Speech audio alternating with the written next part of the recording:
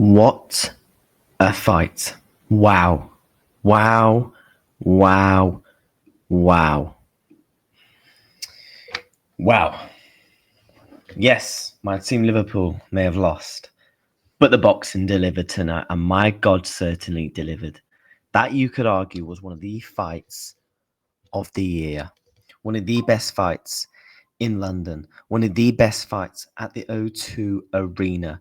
The O2 Arena always delivers spectacular, big clashes. And it did again. DAZN have tweeted, I just watched it, and wow, he's done it. Fabio Wardley defeats Joseph Parker via round 11 TKO to become the new WBO interim world heavyweight champion. And now he will fight Alexander Usyk next. It's been confirmed by Frank Warren. It's been confirmed by everyone. That will be the next fight, but we've got to speak on the fight. Wow. Wow. Just wow. Is Fabio Wardley the Ipswich Deontay Wilder?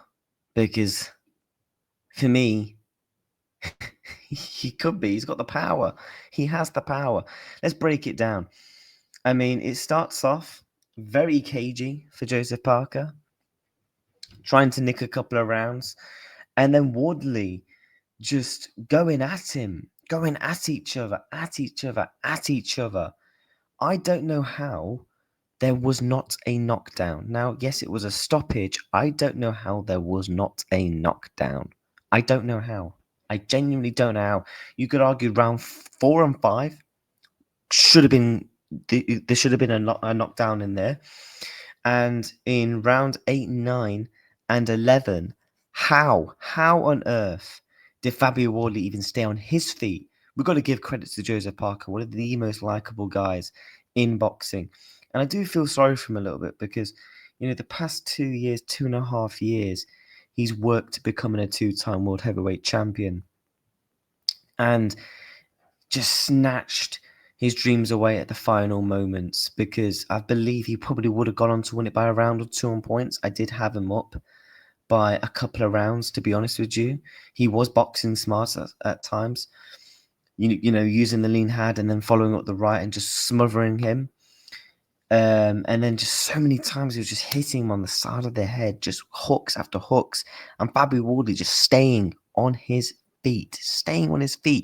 This guy does not only... People need to give Fabio Wardley respect, because all they say to him is, you've got a big right hand and that's kind of it. Well, not really. He's shown that he has probably one of the best chins in boxing.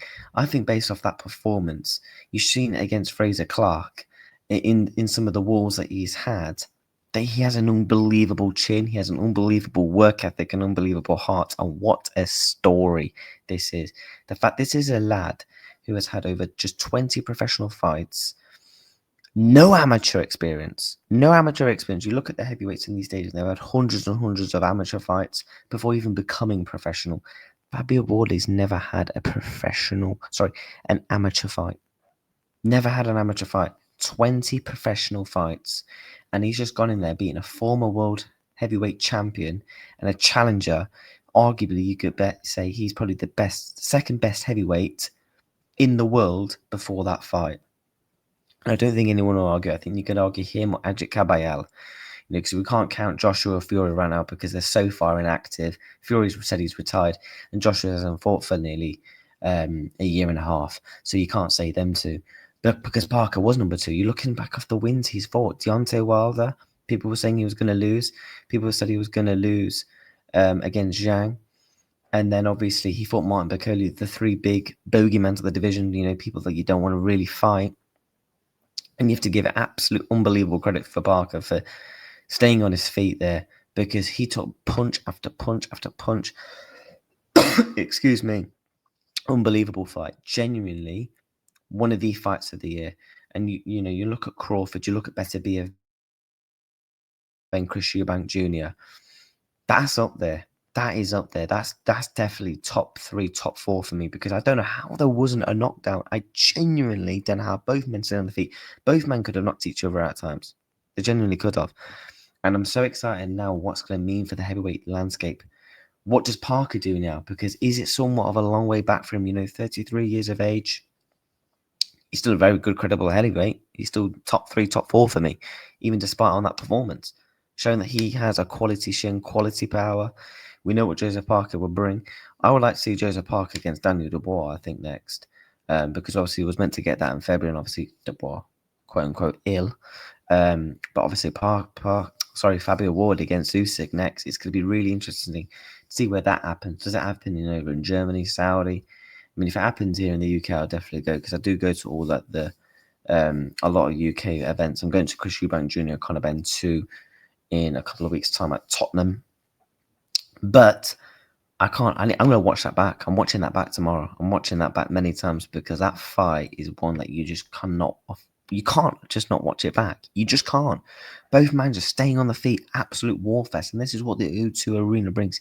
It's like the O2 Arena, for some reason, it just never disappoints with fights.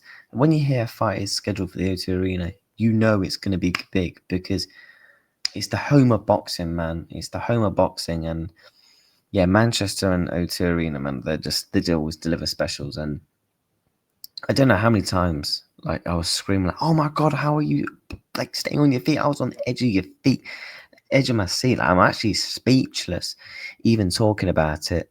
But honestly, what a fight!